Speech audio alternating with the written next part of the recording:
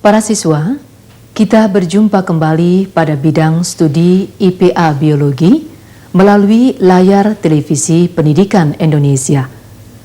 Kali ini kita akan membahas tentang simbiosis parasitisme. Apakah kalian sudah siap untuk mengikuti tayangan ini? Nah, sekarang marilah kita mulai. Pada tayangan terdahulu, kalian telah mengenal bentuk asosiasi antar jenis makhluk hidup, antara lain adalah populasi lebah dan populasi tanaman berbunga yang membentuk asosiasi non-simbiotik kooperatif. Antara populasi kambing dan populasi semut terdapat hubungan asosiasi non-simbiotik netralisme. Populasi ulat dan tanaman yang ditumpanginya membentuk asosiasi non-simbiotik predatorisme. Sedangkan antara tanaman kacang dengan bakteri rhizobium terdapat asosiasi simbiotik mutualisme. Dan masih banyak lagi contoh asosiasi lainnya yang telah kalian ketahui. Para siswa, sajian kita kali ini akan membahas lebih dalam lagi tentang simbiosis parasitisme, baik pada tumbuhan, hewan, maupun pada manusia.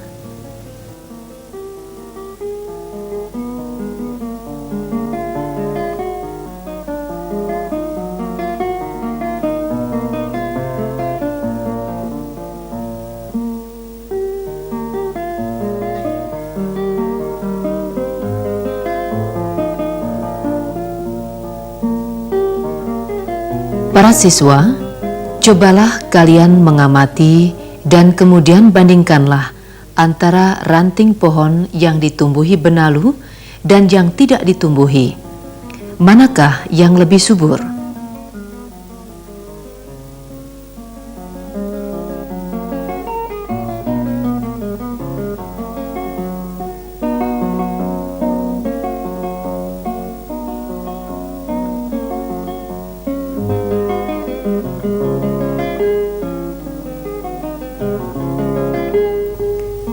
Tumbuhan tali putri melekat pada tanaman perdu yang dijadikan sebagai pagar pembatas halaman, atau yang kita kenal sebagai pagar hidup. Tanaman tersebut menjadi merana.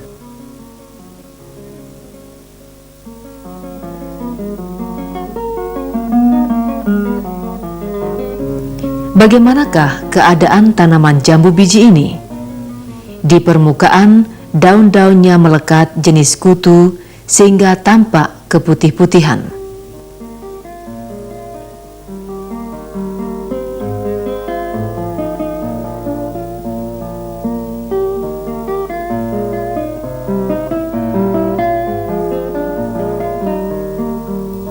Sepintas lalu, tanaman tomat ini kekurangan unsur hara yang ditandai dengan daun-daunnya yang tidak segar.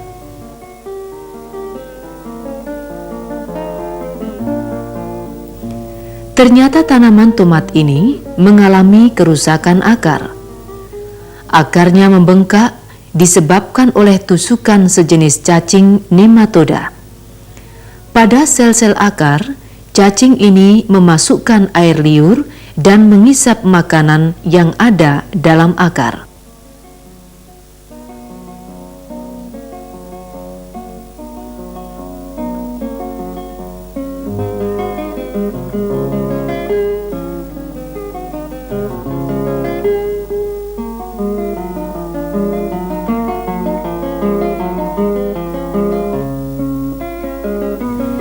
Mengapa buah tomat yang masih muda ini berguguran? Tiada lain adalah karena kerja binatang sejenis kepik yang mengisap isi buahnya. Bekas pengisapan itu meninggalkan lubang pada kulit buah, sehingga buah rusak dan gugur sebelum waktunya.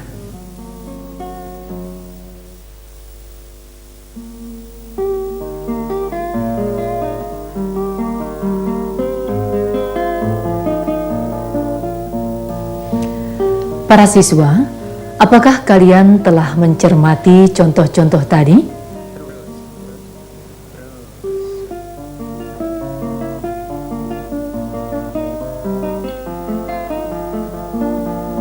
Contoh-contoh tadi adalah simbiosis parasitisme antara tumbuhan dengan tumbuhan dan hewan dengan tumbuhan. Kalian tentu dapat menyebutkan jenis mana yang untung dan jenis mana yang dirugikan dalam hubungan asosiasi simbiotik ini. Jenis yang mendapat untung kita sebut parasit, dan jenis yang dirugikan kita sebut inang atau hospes. Nah, para siswa, setelah kita membahas parasitisme pada tumbuhan, marilah sekarang kita lanjutkan dengan pembahasan tentang parasitisme pada hewan.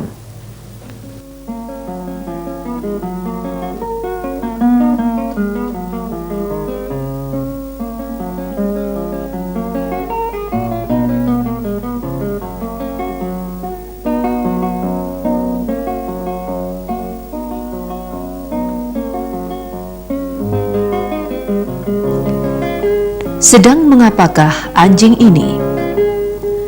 Pada badan anjing hidup pinjal Siponaptera, pengisap darah.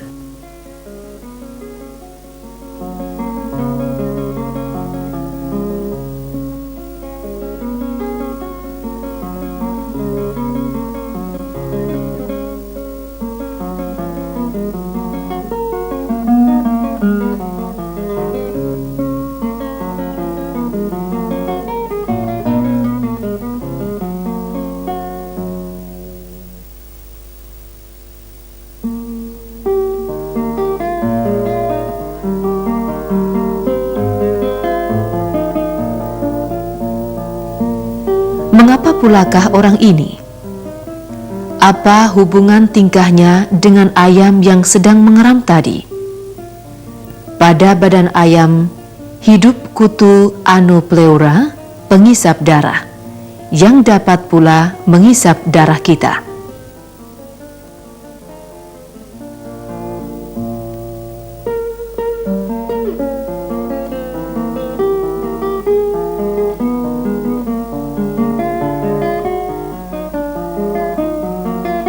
Daging ternak ini merupakan konsumsi kita sehari-hari.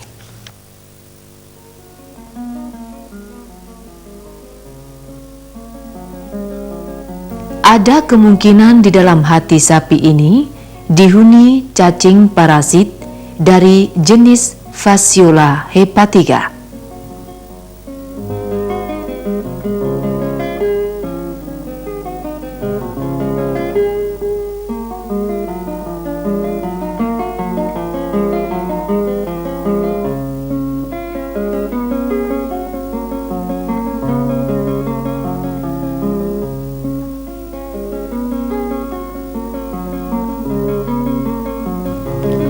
Para siswa, 3 contoh tadi adalah merupakan simbiosis parasitisme antara hewan dengan hewan.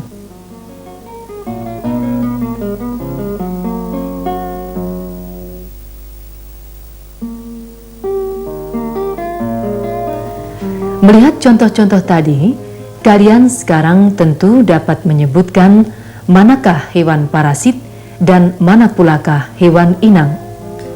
Untuk selanjutnya, marilah kita membicarakan parasit pada manusia.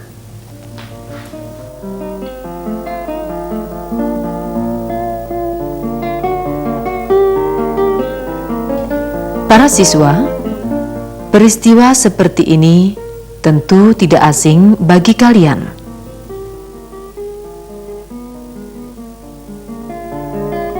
Di kulit kepala anak ini hiduplah kutu kepala jenis Pediculus humanis. Ia mengisap darah di kulit kepala.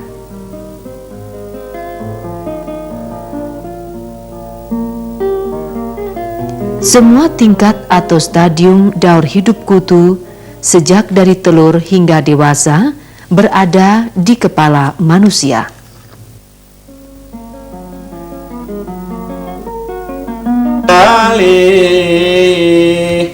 Tata tanpi solali.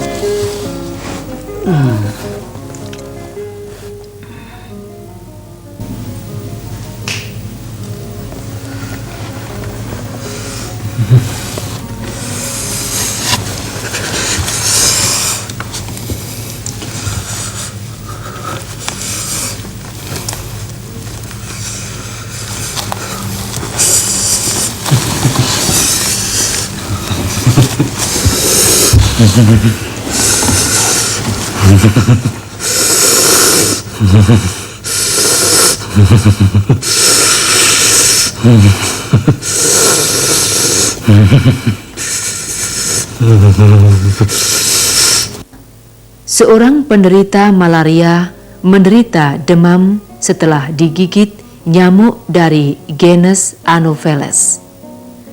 Malaria disebabkan oleh binatang bersel satu, yaitu Plasmodium, yang hidup baik di dalam tubuh nyamuk maupun di dalam darah kita.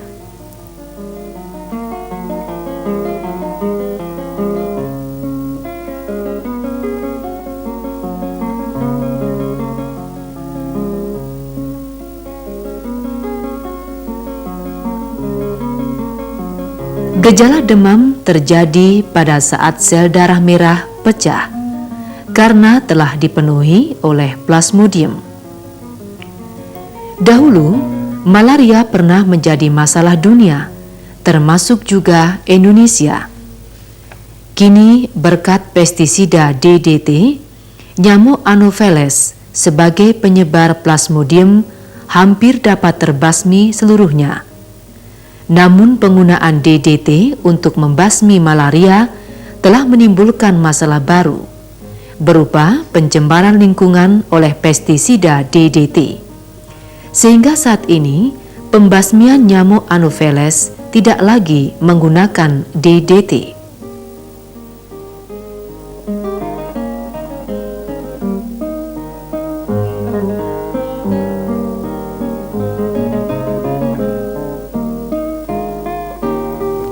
Sungguh kasihan orang ini.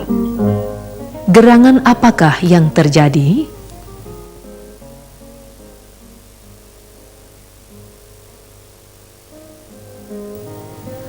Orang ini menderita kejang seperti epilepsi karena pada jaringan otaknya hidup cacing dari jenis Taenia solium. Mengapa Taenia solium atau cacing pita ini dapat sampai ke jaringan otak? Perhatikanlah caption daur hidupnya.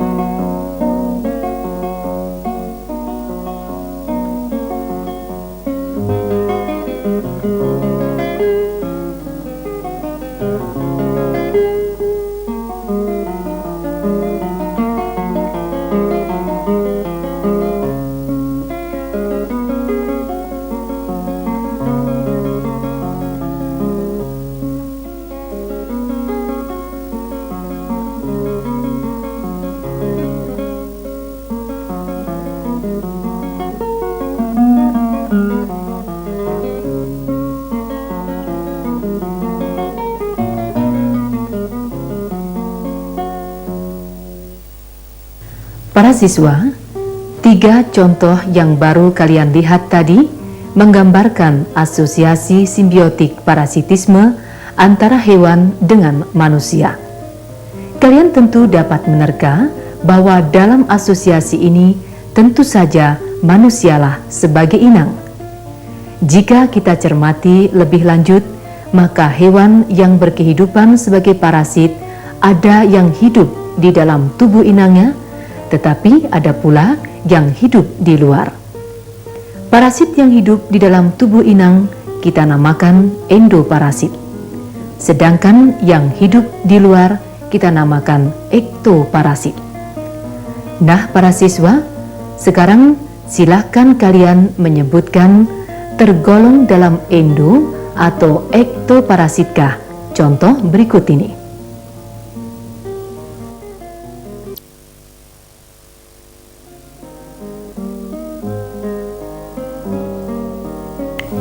Sapi yang sedang diikat pada kepala dan badannya dihinggapi serangga yang termasuk golongan caplak.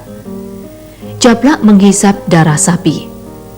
Perhatikanlah gerakan kulit, ekor, dan telinga, serta gerakan tubuh sapi untuk mengusir caplak itu.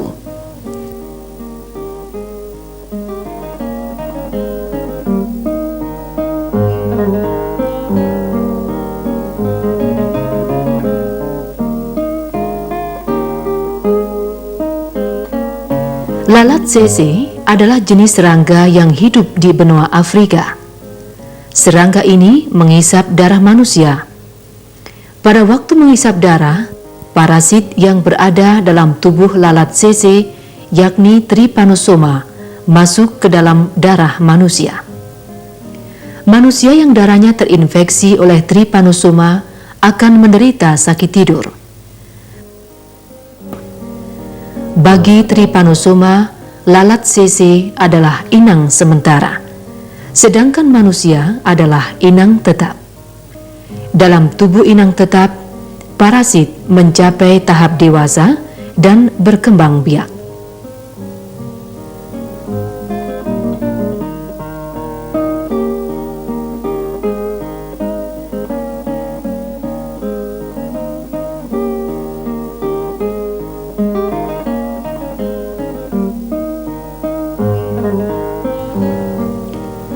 Nah, para siswa, kalian telah lengkap mengikuti pembahasan tentang simbiosis parasitisme.